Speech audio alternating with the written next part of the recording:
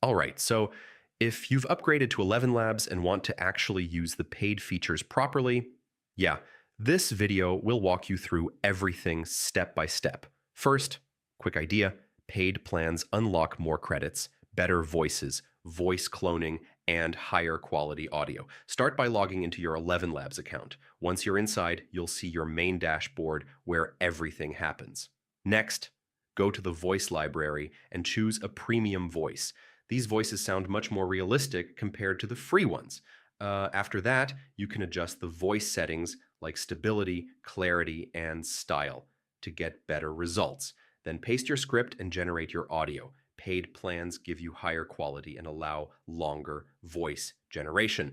One of the most powerful features is voice cloning. You can upload a sample of a voice and create your own custom voice model. Make sure to save your favorite voices so you can reuse them later without starting from scratch. Also, Idrachas, keep an eye on your credits. Paid features use credits faster, so it's important to manage your usage. Once your audio is ready, you can download it in high quality and use it in your videos, ads, or any content. So, yeah, once you start using the paid features properly, ElevenLabs becomes much more powerful and efficient. And if this helped you out, don't forget to like, share, and subscribe.